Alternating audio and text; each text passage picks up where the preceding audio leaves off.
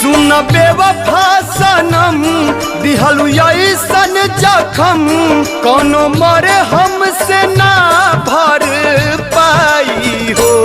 तोहार याद हमर जान लेके जाई हो, तोहार याद हमर जान लेके जाई हो। सुन बेवफा सनम दिहलु ऐसन जखम कोनो मरे हमसे ना भर पाई हो।